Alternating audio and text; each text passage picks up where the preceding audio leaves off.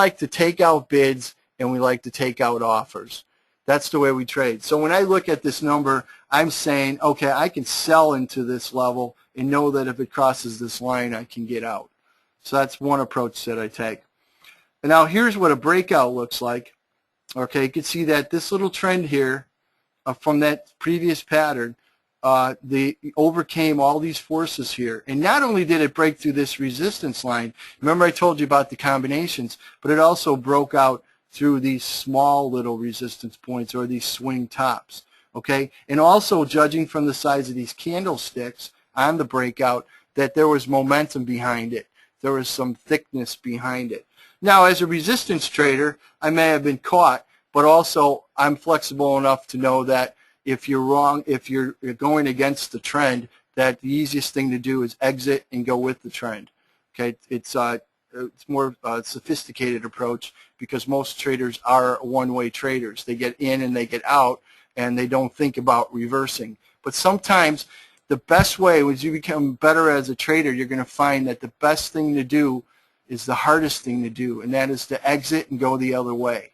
All right, and once that decision is made and you get used to trading that particular way, it's like running a marathon when you cross that wall. You know, everybody talks about the wall. You know, once you get through it, then there's no going back in terms of your training. So that's the same with trading, is learn how to be flexible and admit to yourself that you're wrong and you should be going the other way. All right. Now here's what these two looked like on top of each other. Here's where you have the market giving a signal of an approaching market, and here's where you can see that there's a breakout.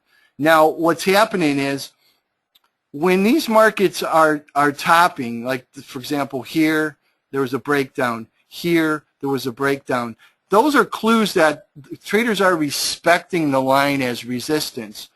When you see the market approaching here and you see all green on the candlestick, that's the first clue that the traders are not respecting this point as resistance anymore. Okay, so the first clue you want to look at is if you're selling strength as this market's going up, you're going to get hit and it's going to go up. Now remember, when you put an offer out on a resistance point, it has to go through you to get filled. So as long as this market continues to uptick and go through offers, you're toast basically. There's no other way to put it. So if you were going to take a short on these on a rally into a resistance point, you'd at least want to see some red come in here and a downtick. Remember I said I take offers out? So when I start to see a candlestick pattern that looks bearish, or I start to see green and then I see a red come in there, that starts to tip me off that there's sellers there. But if you start to see all green going into, remember approaching, going into or approaching a line, chances are it's going to blow right through it. So that's the first clue you want to look for, is read the color of the candlestick as you're going into it. Also note what a top looks like. Go back and see what a top looks like. And it usually follows by a point that stops below or at or below the line and then breaks down. At or below the line and breaks down. Remember, I'm not using this to enter. I don't care if it hits it or not. I'm using it to exit. All right? So I'm saying is any point, as long as I stay underneath this, I can stay short. Okay? So I'm just working on finding my exit. All right? And now if I get that exit in a second candlestick, then maybe I'm getting short, knowing that the pattern's turning and it's turning in my zone.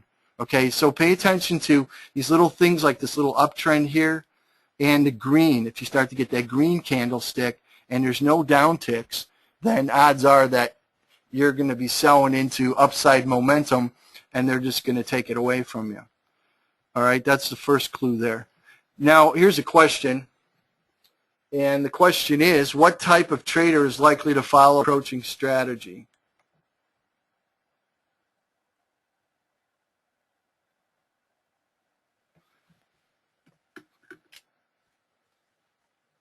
And we have, oh my. Nope, I wouldn't call it. I have to disagree with that, but maybe we can have another hour next week and debate it. Looks like the majority have picked breakout trader. I think the breakout trader is going to trade the breakout. That's just me. I think the approaching trader is going to be looking for the hook to trade a swing. So maybe I wasn't clear, so I'll make that clear. All right, looks like swing trader's coming up a little bit. But I thought when I wrote that question that was kind of a gimme trader. You want volatility to work in your favor on a breakout, but when you're seeing a market approaching resistance, your assumption is it's going to stop there and go the other way. And I think that's more suited for the swing trader. So that's why I picked that. Seat of the pants trader, he can trade any direction he wants to. And of course, the trader is not what anybody wants to be. All right, let's move on to the next slide. Here's a close-up of that approaching market, so you can see it a little bit better, hopefully. You can see that when we get this line in here, that tells us the market's approaching. And as it starts to rally, you see how this little subtle higher top, higher bottom formation, that's maybe on a smaller chart. Maybe you're using a 60-minute on the big picture, but you're starting to see maybe on a 15-minute this thing's starting to creep up. So as it's starting to gain its footing here, it's starting to pick up momentum, and these green candlesticks are starting to pop in. Those are the first clues that this market is gaining strength as it's approaching your resistance line or your key level. All right, and again, pay attention to how it topped before. It was a green followed by a red. This one was a reversal where it went red and closed down. All right, so those are little things you want to look for. So as it's approaching here, even though it's getting close, you're not stepping in until you see some kind of red or some kind of downtick, okay? Because when you're catching a swing, you want to get in there first, but you also want to make sure that you're not taking a lot of exposure, okay? So I suggest that you don't sell markets that are rising, but you sell markets after they stop, all right? I always try to use the analogy, when you teach a child how to play soccer, you teach them to settle the ball and then kick it. Because a lot of kids like to just kick the ball as it's rolling towards them, and of course they spray it out in every direction. So that's the same thing with trading, is that you want to have that momentary stop, and then that's where the order shift takes place. That's where the short traders overcome the buyers at that point. If you don't get that shift, that means there's still strength in the market. So it's not about picking tops and bottoms, but getting the direction right with minimal risk. So in this case, as long as you continue to see green and the size of these candlesticks, you can't step into the marketplace. All right. So use the past to tell you how it made the top, and then look for that kind of formation. Now, if we had hit here and then broken back under it, that would have been a different condition. But since we never saw the red, it was very difficult to step in there. You would have had to have had a lot of money to stop that market. And I can tell you that I'm not a passive. I don't offer the market passively because I don't have enough money to stop it. Therefore, I let somebody bigger than me stop it, and then I try to get in front of him as he pushes it back down. All right, that's usually how the pit philosophy works too. You usually have a lot of local traders who are trading for their own accounts, and they have a lean in the market. A lean is your exit. It's a guy maybe from a hedge fund or an institution or a brokerage firm. He's offering a lot of contracts for futures or size, and you lean on him. You get in front of him, and as long as he's there, you're trading in his direction. If he's offering the market down, you want to try to trade in front of him. Now, as he starts to give up his orders, you have to watch. If he disappears, you have to bail out. If you don't get out in time, that's when you get stuck on those big moves. So always have a lean, or as I said, an exit first, and that's the mechanics of it. All right. That's how high-frequency trading works. They mimic what traders have been taught for 100 years. They mimic, and they can read the size of the orders in there faster than other people can because of electronics and communication. Doesn't mean you have no chance against them. It just means that you have to develop that skill set. Okay, so here's the breakout. See how I was saying it was trending up, and it was also very slow? Well, as you start to see the candlesticks expand, remember, markets go from slow to fast, from fast to slow.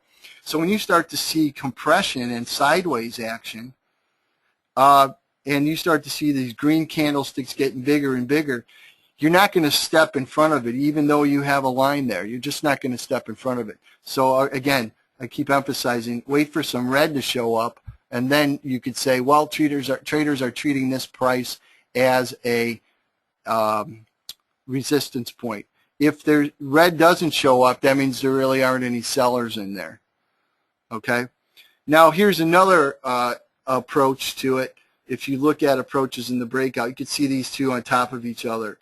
That, again, I keep saying the same thing. You're going to see little subtle hints, no red, and then you get the breakout. Okay. Now let's look at this. This is a New Zealand dollar, US dollar approach. You can see that there's a lot of sideways action here, but you should be saying to yourself things like, I've got lower tops going on. All right, I've got higher bottoms going on. I've got a higher top going on. I've got, okay, now I know they're treating it as resistance. Now I have to watch. Well, look what's happening here. I'm getting higher bottoms. You know, so again, big sideways, small candlesticks, big stick, start paying attention because momentum's building. But you see what happens is it goes green and then it goes right to a red. So that means that the momentum died out right away. The guys who are buying in anticipation of the breakout may have been stuck here. All right, so remember, when you're trading a breakout, you want that momentum to continue. Okay, don't be afraid to be fooled. It's better to be fooled for small amounts than to be crushed. All right, there's an old saying that I've always used, and it's small losses are going to happen. It's the big losses that are unforgivable.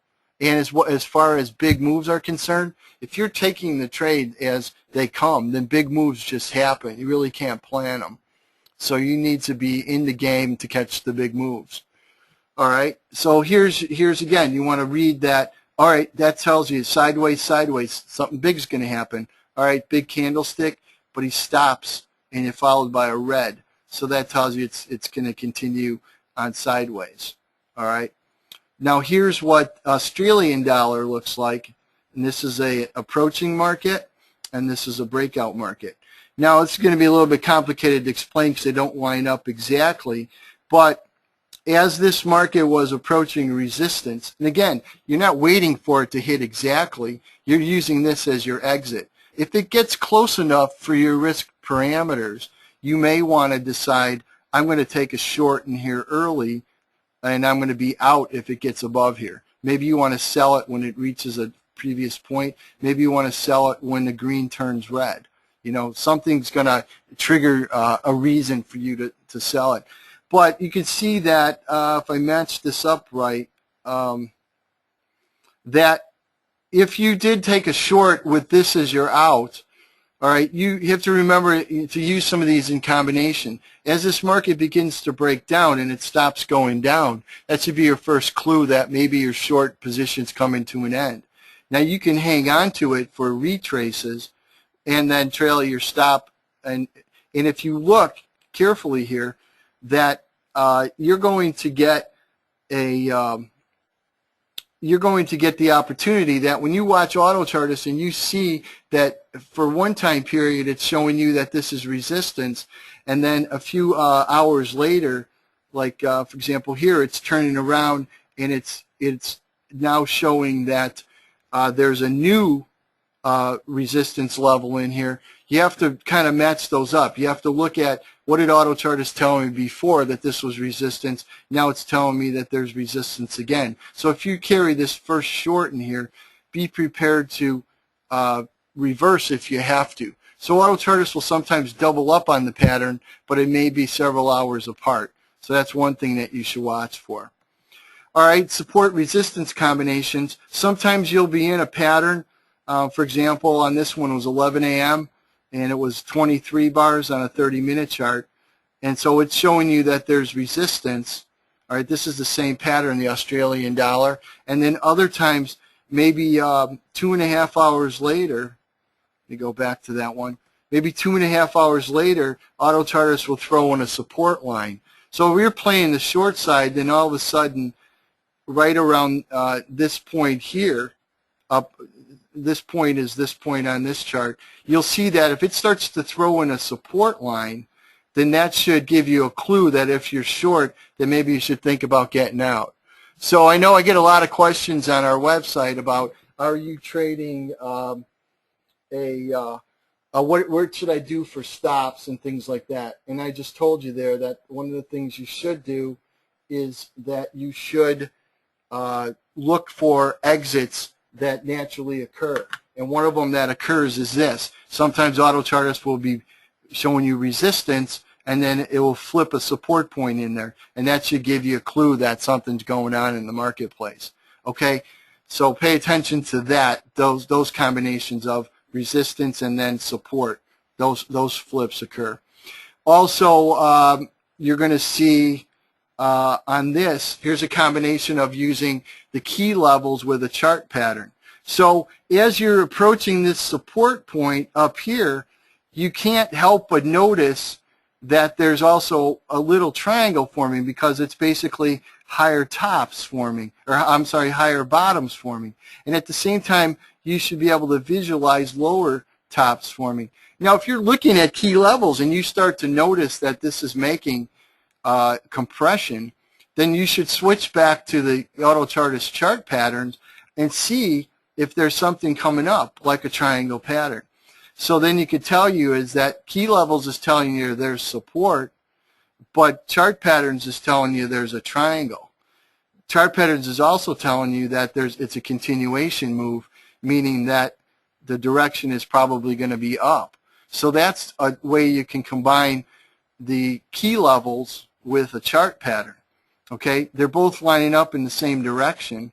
Support is implying up, and the triangle is implying up. So this is important to use. So when you see a market straddling the key level, then by all means go back to the chart pattern section and then see if it's giving you an indication of a breakout. Okay, so if you know that this is going to be your exit area, all right, what do people say? Well, I'm buying a triangle breakout. Where do I get out? Well, if you see that Autochartist gives you this as your exit, and you see that it's giving you this as the breakout, then it's basically telling you, you know what, use this as your exit. If you're wrong, you're out. So that's how you can combine chart patterns and key levels. Okay, got to use a little visualization, all right, yourself. All right, so again, I want to tell you too, it looks like I'm going to, hopefully I don't run out of time. Pay attention to the candlestick. Solid green, one red. Look at the groupings. Two green, one red, three green. You know, that's kind of telling you that there's some strength going on there. And that's the reason why you have that color.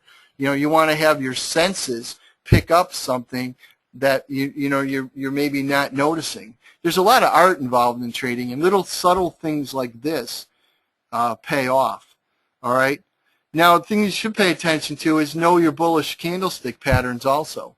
They help out. If you have a market down at support and you're in a trading zone, for example, you want to look for some kind of bullish pattern, a candlestick combination.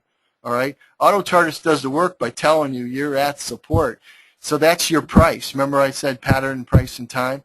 You look at price. Autochartist gives you the price level. Now all you have to do is sit back and wait for the pattern. Wait for some kind of pattern that's going to indicate for you that there's a bullish move taking place. Same thing when you're up at resistance. All right. You have the price level automated. Now all you have to do is wait for the pattern. Okay. So just familiarize yourself. Put these on index cards. Tape them on your computer, or set it automatically if you have a platform that can detect these. Use it in combination. If an alert goes off on Autochartist for a key level, then you know you got to look for a pattern, a candlestick pattern. And you can also use the candlestick pattern in conjunction with the Autochartist chart patterns. So everything works together, all flows like that. All right, here's a question here, true or false? High volatility is the friend he approaches trader.